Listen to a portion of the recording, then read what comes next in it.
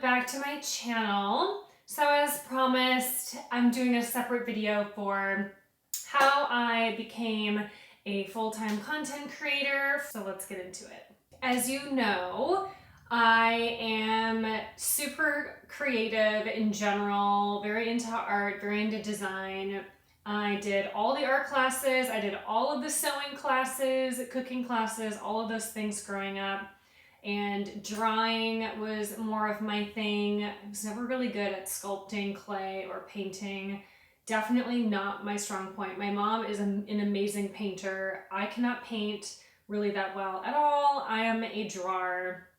I actually used to win first place at art shows with my drawings back in the day, but that's another topic for another time. So of course, in my Q&A video, I told you guys that because I love drawing and art, I used to, in junior high, I made a magazine and I used to sketch fashion design for shoes, clothing, all of the things. And that's just something that I did in my free time. I just loved it. That's just what I wanted to spend my time doing. And I always have loved the fashion and beauty space and always wanted to be working in that space, whether it was for an editorial magazine in New York or just really anywhere. I always wanted to be doing something in the fashion and beauty space for as long as I can remember. So after high school, I was a nursing assistant for a while. And after that, I went to beauty school. And I did all of that, loved beauty school, that was a fun time.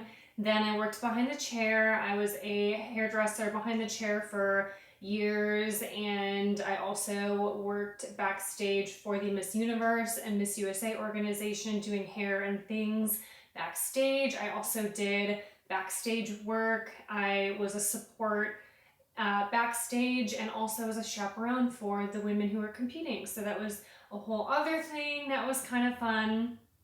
Maybe I'm getting off topic already. Which I tend to do, so just bear with me. Thank you for watching this video. So after I was a hairdresser, so I ended up leaving hindsight's always 2020. So I feel like if I could go back, maybe I would have just opened my own salon. But at the time that I was in that space, I wasn't in the position to do that. So I was still working behind the chair and I loved it. I had a full book of request clientele. I actually still miss my clients. So if you're my former client, please reach out to me. I am so sorry that I am no longer doing your hair. I am completely doing something else, which I just want you to know that I appreciate you guys so much. I love you. I still have like all of the things that my clients have given me, like engraved bracelet with my favorite Bible verse on it. Love is patient, love is kind, 1 Corinthians, like that is my favorite Bible verse. So I still have an engraved bracelet one of my clients gave me. I still have a recipe book one of my clients gave me. So I love you guys. And I actually, when I left the salon, I didn't have the chance to let all of you know that I was leaving. And so I apologize for that and any miscommunication that happened there. But I ended up looking for something else because I loved the salon that I worked for. So the salon that I worked for was a salon that I actually had before I went to beauty school. I used to get my hair done there. And I loved it. It was just it was very modern. It was very chic. It was just kind of like that it girl, cool girl salon, and I just loved it. So I always wanted to work there, and I was just so happy when I was able to finally work there. I don't even remember if I like cried or not. I was so excited. I'm like, I can't believe that I get to work here, and I've always wanted to work here. So that was just really, really exciting. So what happened in the years that I was there was eventually they changed how their internal promotion system worked. So nothing against them. I understand that businesses change and companies change and they try different things and sometimes it works and sometimes it doesn't work. And they changed their internal promotion and raise system for stylists. And it just was really unfortunate because the system that on the old system, after like I had a full book of request clients, loved all of my clients, and I should have been on their old system. I should have been like at their top tier level stylist, master stylist, all of that. And on their new system, the way that they had it structured, it was almost impossible. Like, I'm not going to go into grave detail because that's not the point of this video, but it was almost impossible to move up and be earning a little bit more money, because the salon, you know, they take their chunk from everything that you bring in behind the chair. And because, you know, you're working there as an independent contractor for their company, it's their salon, not your salon, all the things. So that's how that went. And it just became, as time progressed, it just became harder and harder, because you were super busy, you were booked all the time, you had all these amazing people, but yet at some point I got to the point I'm just like, I can't pay my bills. And it was just very, very sad for me.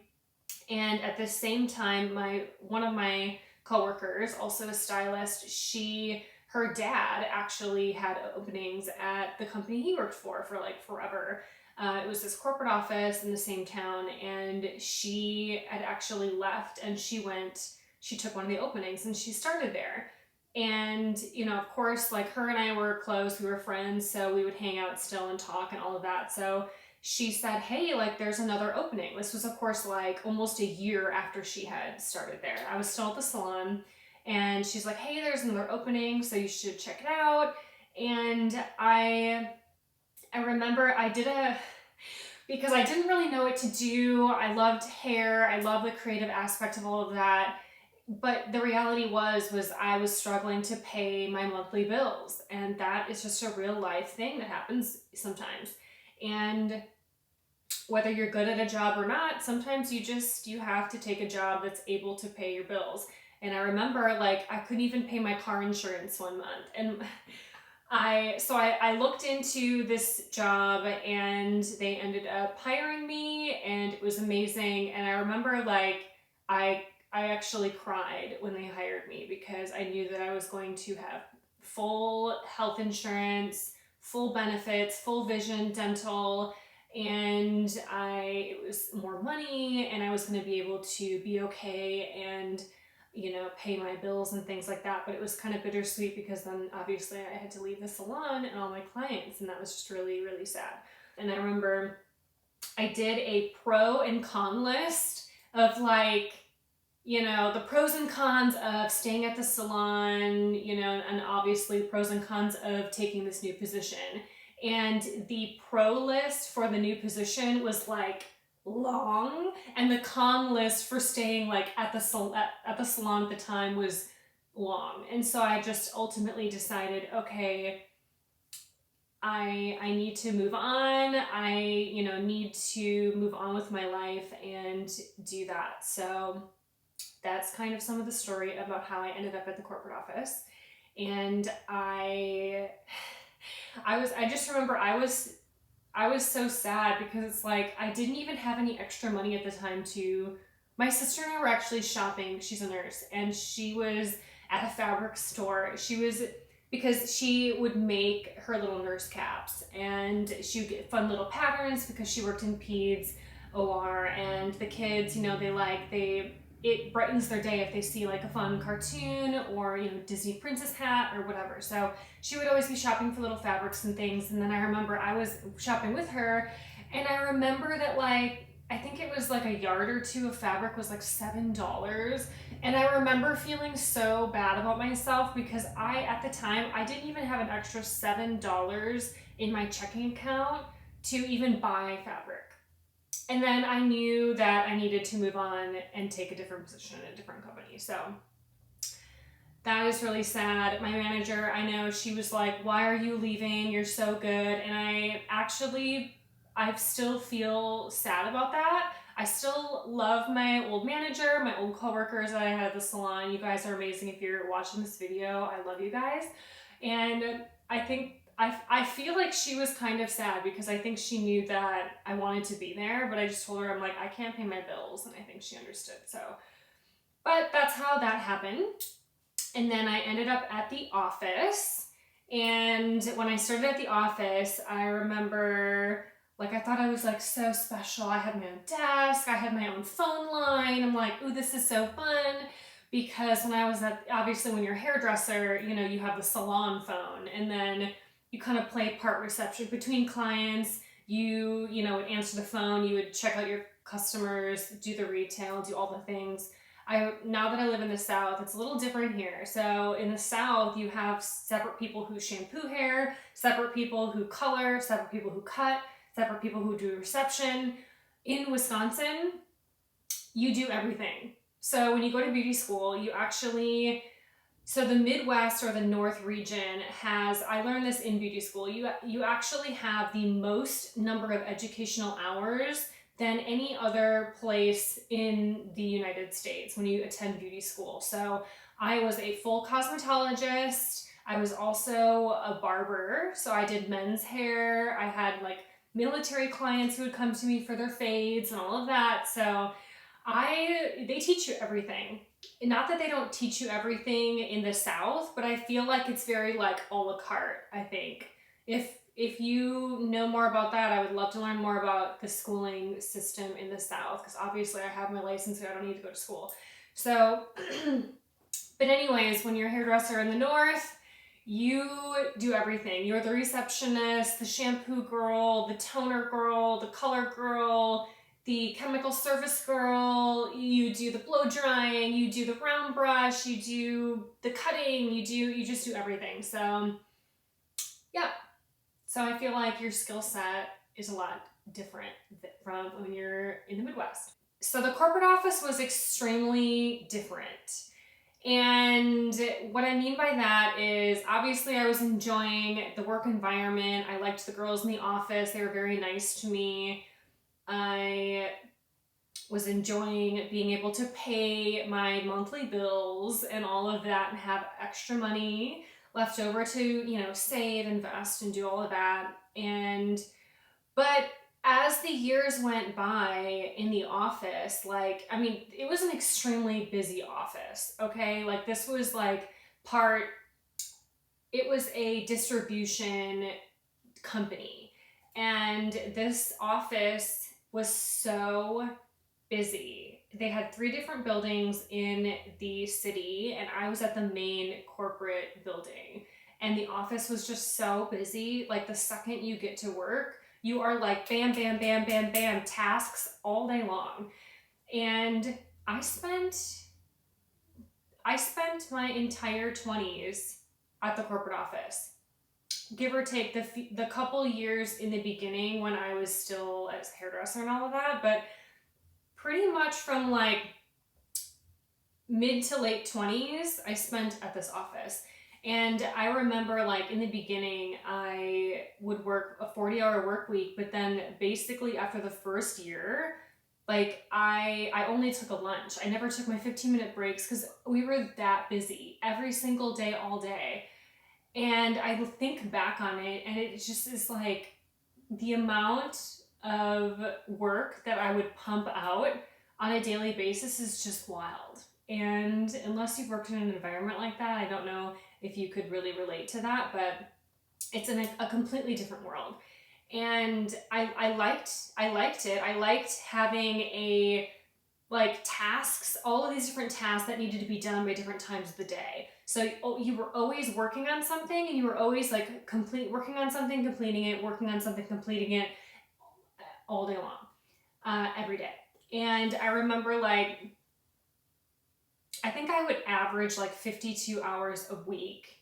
And then sometimes it would be like 60 to 80 hours, depending on what was happening, what was going on. But I never worked like 40 hours. It was always like over 50 hours a week. So it was a completely different lifestyle.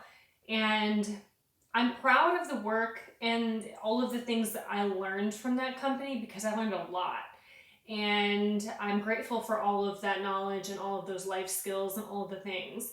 But it was just a completely different environment than a super creative salon, fashion, beauty, hair environment, you know? So I was there for 9.5 years, I think, or give or take. So about a decade. So that I spent at the corporate office, and eventually like I moved up into management, and the second half of my time there, I was overseeing an office staff. I made office procedures, I did all of that. I made office schedules. They didn't even have those in place when I started, so I helped create those. And that was just, there's so many things that I could talk about with that, but I won't, for the sake of this video, I will not get into that right now. But it was busy. I learned a lot. I'm grateful for my time there. I liked my job there. Like, I actually did enjoy my time there, regardless of what anyone wants to say. So just putting that out there, I didn't hate my job. I love my job. I was there for almost 10 years of my life. So I enjoyed it. I was happy doing what I was doing. I loved the people that I worked with. The company was good to me. I am a very creative person. I would gravitate obviously towards creative things. And that's something that never left me, even when I was at the corporate office.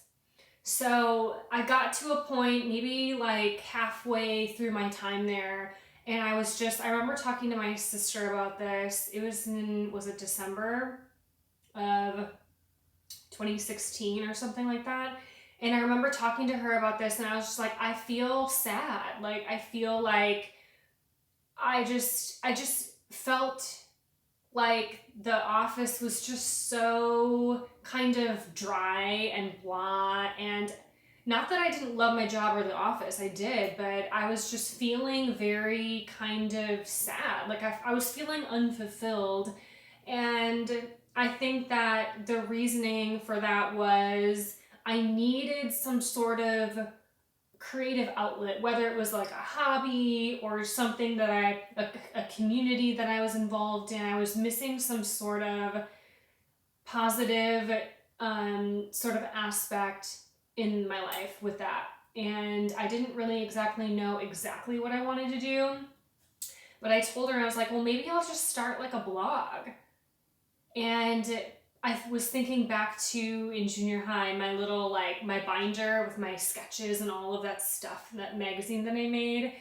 And I thought like, okay, well, blogging is like it's like the digital form of what I was doing in junior high back in the day. Like, this is just the modern version. It's a digital version of that. So I told her, I'm like, hey, I think I want to start a blog because I know a lot about fashion. I know a lot about beauty. I have a lot of knowledge to share with people. And I feel like, you know, whether people like it or not, like, I feel like I should put it out there because why not? And it's just, it would give me, you know, something creative to do outside of the office as like a little hobby. So she was on board with that. And so I said, okay, cool. So then I just started looking into it. And at the same time, this was around when, you know, social media was kind of becoming more relevant. You had different apps and things that were created. And it's so crazy how quickly, like, even different apps and things took off. Like Instagram, for example, like that didn't even exist when I was, you know, 19. Which is insane for me to even say that, but like, yeah, these apps they didn't even exist.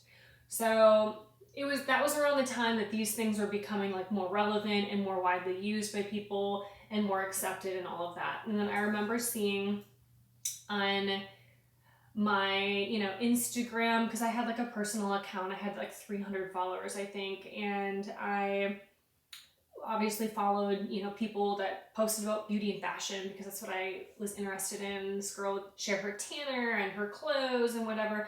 And I was just like, you know, I bet I could do that because these are the things that I like to be doing. So I said, you know what, I'm just going to start posting things that I like And that's all I did. I didn't do anything grave. I didn't do anything crazy. I just started posting things that I liked as a creative outlet outside of my job. So I also want to make a little note that none of the stuff that I did interfered with my full-time job. So this was stuff that I was doing after work, on the weekends, and I started very slow with it, and I just started posting my outfits on Instagram. And I think the first set of outfits that I posted was, because it was cold, it was winter in Wisconsin, of course. So it was a winter outfit. It was like black faux leather leggings, and I had this black puffer vest on with like, I would do little sweaters with the little booties with the leather leggings. And, you know, I think I did heels and bodysuits and things, but those were the first photos that I ever posted. And I remember that my poor mother, I asked if she would help me take some outfit pictures.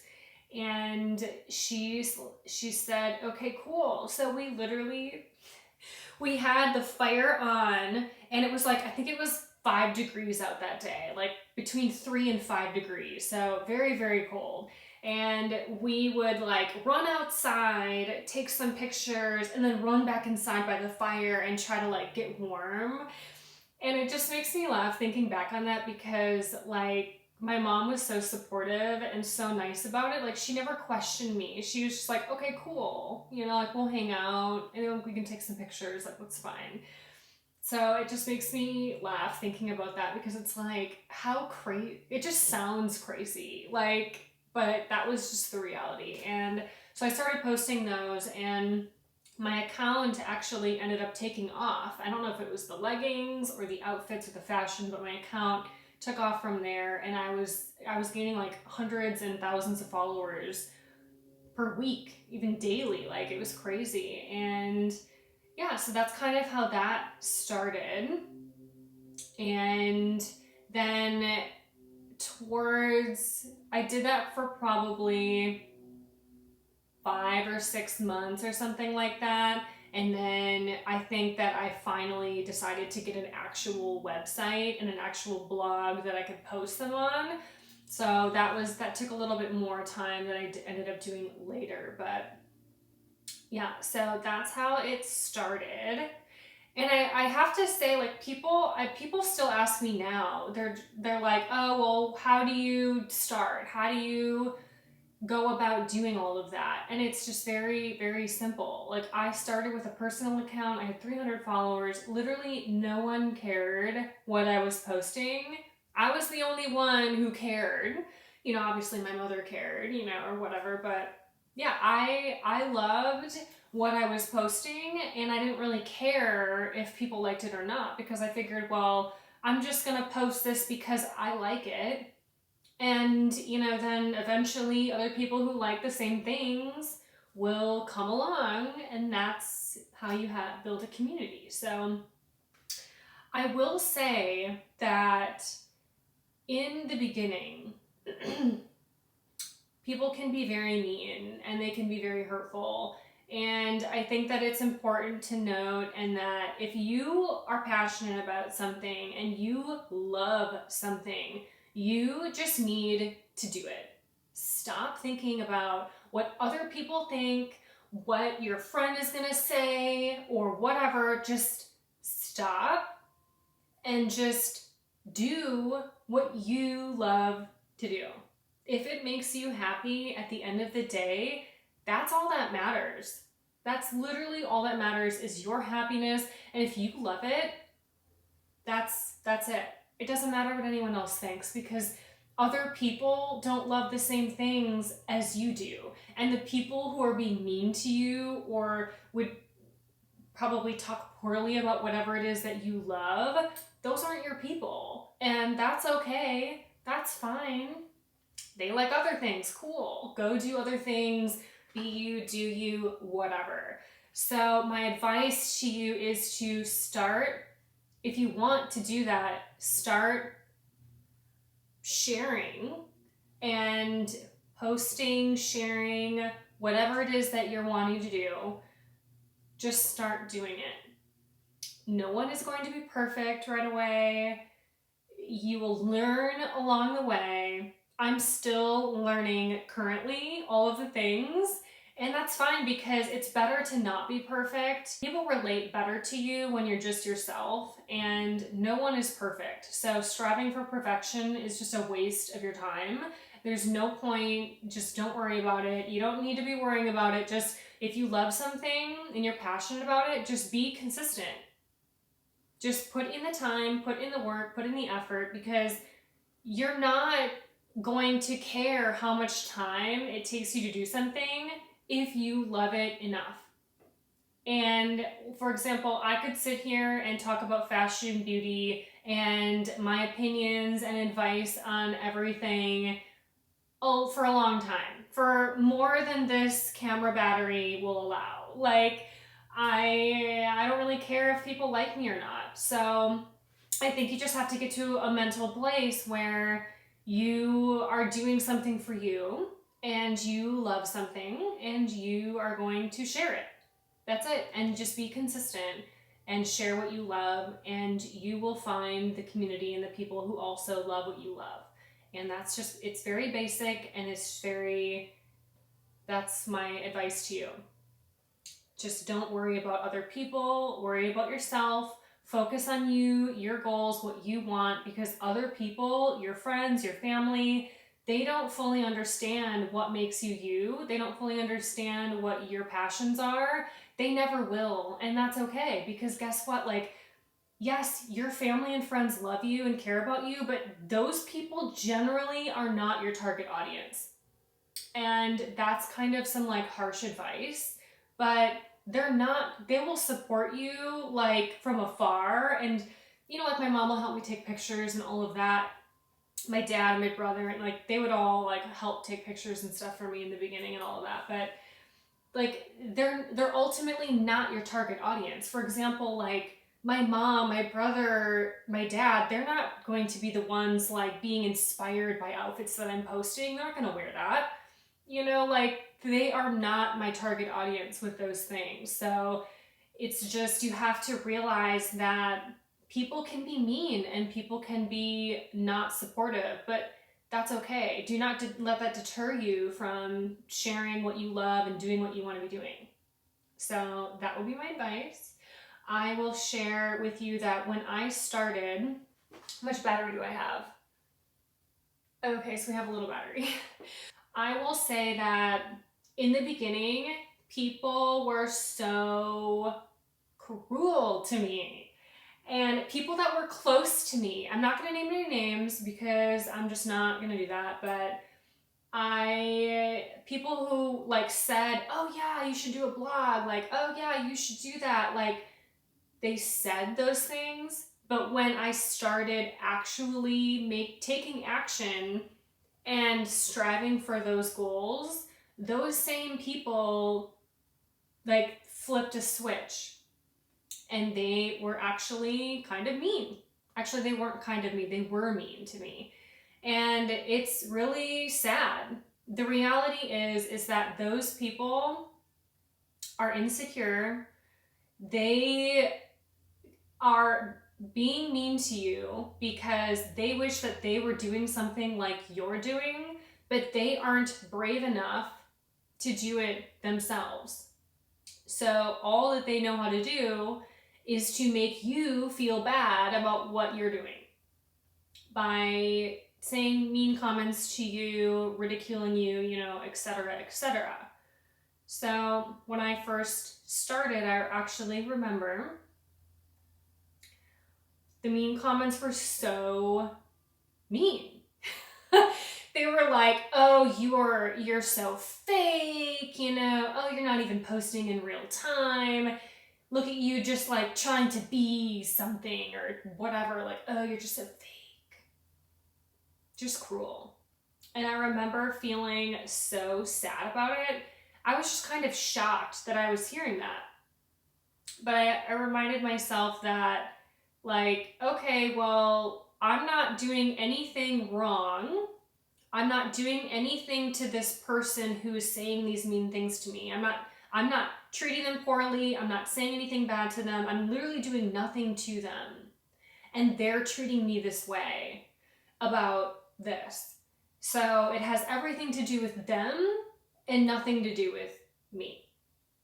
And that's a really hard thing to get past, because when you're in that moment, it makes you feel horrible. I felt horrible, like to the point of tears.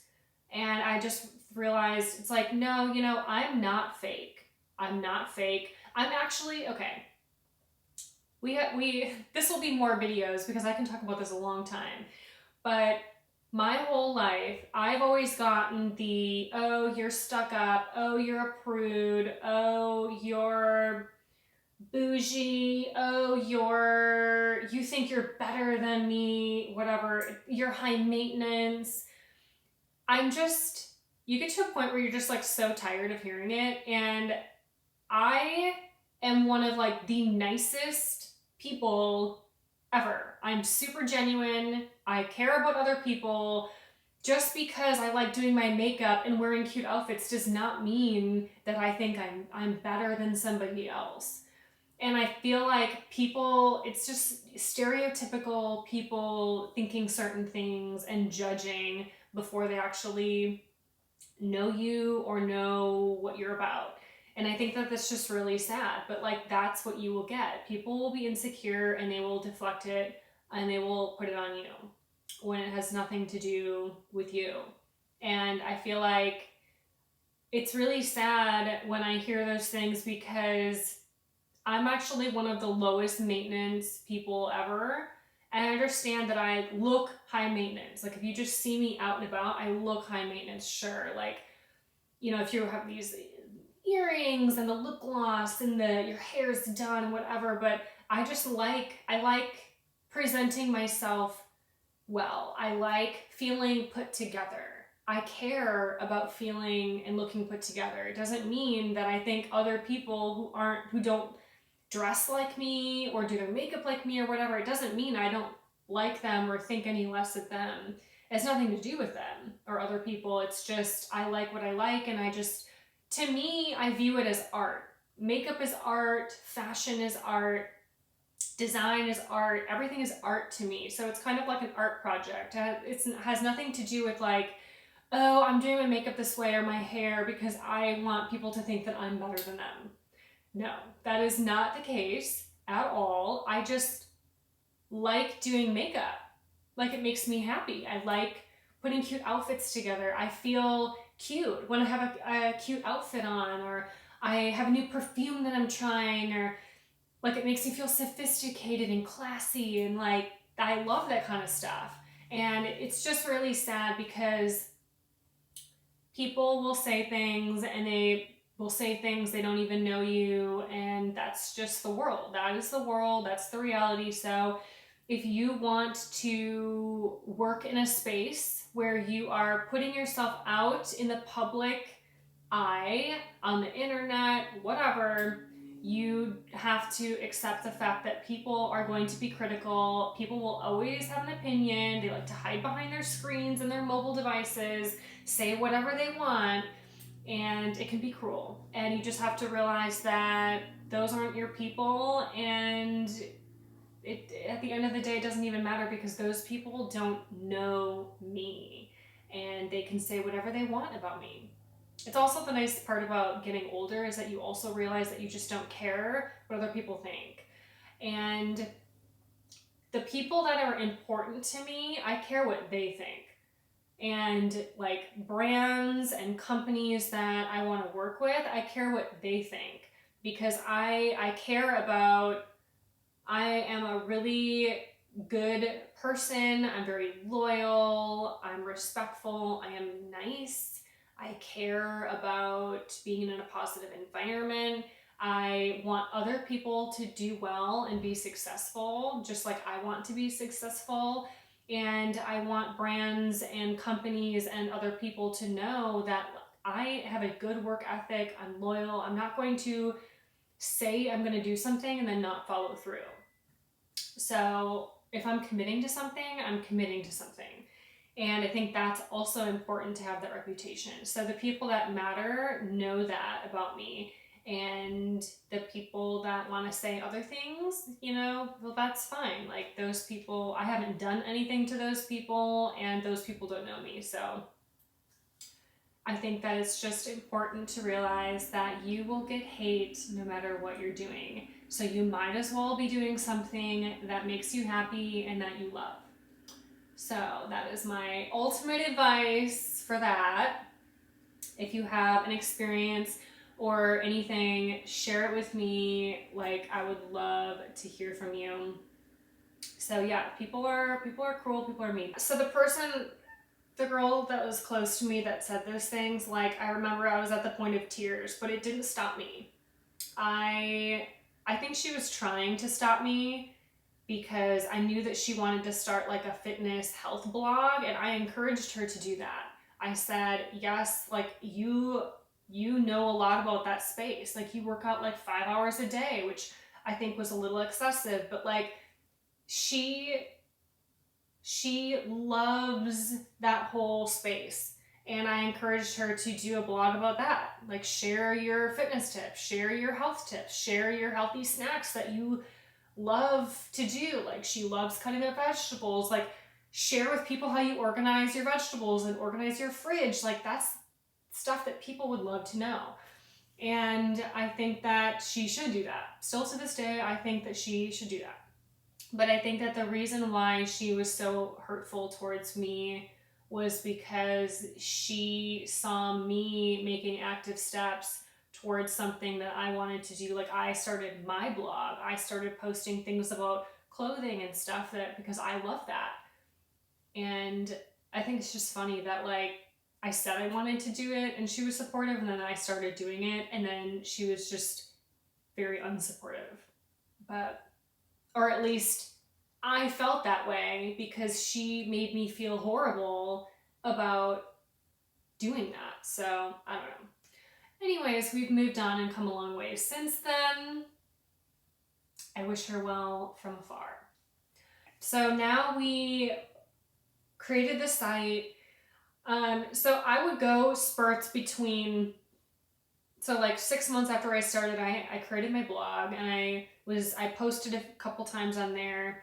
I was not consistent with posting on my actual site and blog. I posted more on my social platforms, and of course Instagram. And I think there was like, I was consistent, but also not consistent. So I would post a couple times a week. I didn't post every day. There was actually like that first whole summer, I didn't even post anything like that first whole summer. And then like I would come back to it and start posting again. And like, I was very all over the place. And it was maybe a year or two in when I actually started being more consistent with it. And my platform was growing more when I became more consistent. And towards like the end of my time at the corporate office, like I would post every single day. So towards the end, I would start posting more.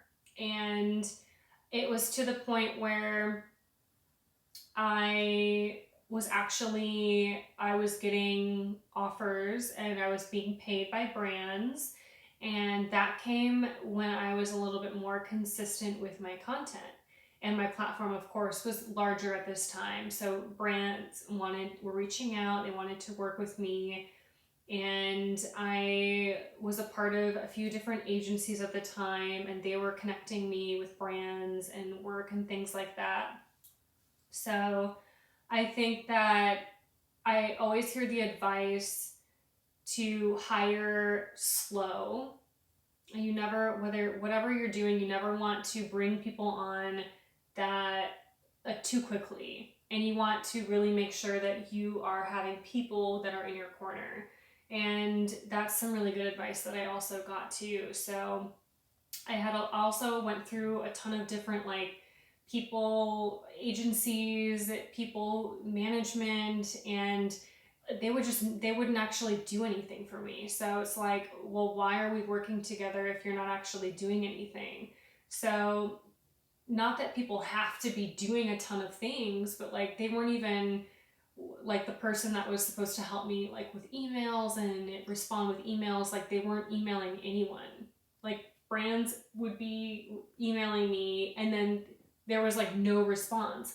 And so I paid attention when I was getting follow-ups from the companies and they were like, oh, I don't know if you saw this like months later. And I'm like, oh, like no one's responding to these emails. So it's just things that you don't think about that you have to deal with kind of on the fly as things progress. But I mean, it's definitely worth it. It's just a lot of work. So towards the end of my time at the corporate office, I was posting every single day. I would kind of try to batch my content on the weekends because after I was done at the office, I was there so late at night. I would like be done between like 4 and 6. And by the time I got home or went to the grocery store and came home or got gas or whatever on my way, you know, it was like, it could be like 7, 8 p.m. So there was no, you know, daylight to really take content or anything like that. So it was kind of all over the place, but I still was very committed to creating content and putting stuff out there for my community. And I never stopped that. Like, so somehow I just kept doing it and I kept going, and to the point where here we are. And I remember I finally decided to, when I moved to Atlanta, so I always had another job and I always had another full-time job, and I think that it's good advice that you don't ever quit your full-time job until you have a sort of consistent type money coming in from another source. Like you never want to put yourself in that situation. It's just not smart. I wouldn't advise you to do that. I would advise you to build up something on the side, start as like a hobby, whatever, and then build it up to the point where you can actually make it a job. And I did that before, so I always had a full-time job as my primary income, and then I always was doing my social media and content creation on the side. And then when I moved to Atlanta, that's when I just jumped into being a full-time content creator or influencer. But I've never loved the word influencer because I just feel like it sounds selly, or it sounds, I don't like the word influencer. I just have never liked it, but that's obviously what people call it. I think content creator is a better term, but then again, I don't really think there's really a great term for really any of it. But I just jumped full force into doing it full time after I left the office and I moved to Atlanta. So I'm grateful that I was able to do that. I also think that you need to, in addition to doing that, I would also advise you to you need to have an emergency savings account. You need to have over, like, I would say minimum 6 months living expenses in an emergency account.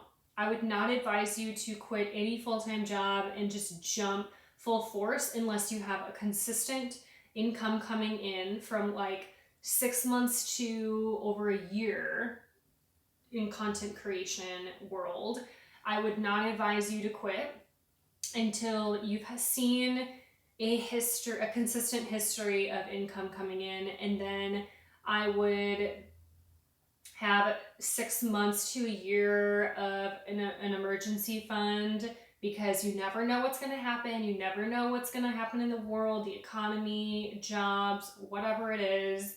You never want to put yourself in a situation where you're stressed out, anxious, struggling, trying to find ways to like pay your rent. You never want to be that person. So you don't want to also put yourself in that situation, because why would you want to do that to yourself?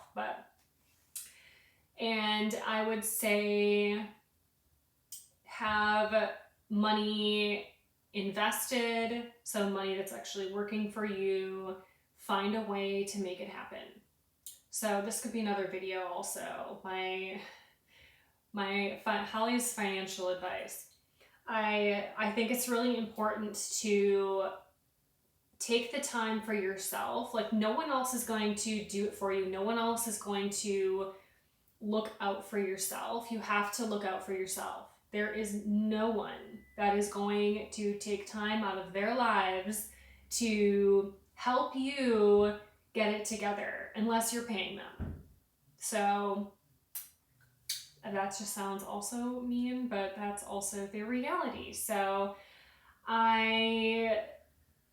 that was my history with becoming a full-time content creator. I don't know if I'm touching on too many other things. If you have any questions, please ask me. I would love to be a helpful source to you. So that's kind of what happened with that. That's why I had to do a separate video for this, because I feel like in my other Q&A video was way too long, and if I talked about all of these things, like the video would have been like 3 hours long, and that's just too aggressive. So I'm also going to finish my Q&A video because I feel like I owe it to you guys to finish that. There's a few more questions you guys had that I probably should touch on, so I'm gonna also film that. I just feel like there's like so many different topics that I want to talk about. So yeah, let me know if there's anything specific that you want me to answer or you want to know. Please put it in the comments, send me a message, whatever. I want to hear from you. So that is how I became a full-time content creator. I've actually never been happier. I'm actually so grateful that I'm able to do what I've wanted to do. I'm in a space working and doing what I want to be doing. Yes, it is it's a lot of work. It's an aggressive amount of time and work and learning that you have to be willing to put in. It comes with the territory. So I would say even the smallest video or the shortest video, a quick short or whatever, it's unbelievable how time consuming putting together even a small piece of content is. And I think that it's easy for people to judge and say, oh, well, look at this, look at she's posting, or look at this video or whatever. And unless you've tried to do it yourself, you really have no idea how much time and effort it takes to even throw together like a 30-second video to promote something. Or talk about something. It's crazy. So it's always fun to hear, because people of course will, tell me, it's just, they're like, they'll try to do it, and then they come back to me and they're just like, I don't know how you do it. I don't know how you put in all this time and effort for these things. Like, there was one of my coworkers, I encouraged her to do it. Like, she's also like a hairdresser. She worked at the office with me, and I actually met her at the office, but she was also a hairdresser, which was fun. But love her. She's originally from Venezuela, and she's a really fun person. So she was, putting together videos and things and editing, and she came back to me and she was just like, I stopped doing like the videos because it was so beyond time consuming. So it's like, yes, the amount of effort and things that go into that is a lot. So I'm trying to be better at it. I appreciate you guys being here. I do love you guys. So I appreciate you supporting me, watching these videos, liking and commenting on my content. So with that, just trying to think if I answered all of the things. Yes, we're in a good spot. I've never been happier creating content and I'm just so happy to be in a creative space. And I'm very, very grateful for those that have made it possible for me to be doing this. So I love you guys. Thank you so much for being here. And make sure that if you love this type of video that you like, comment below, share it, and subscribe. And I will see you guys in the next video. Bye.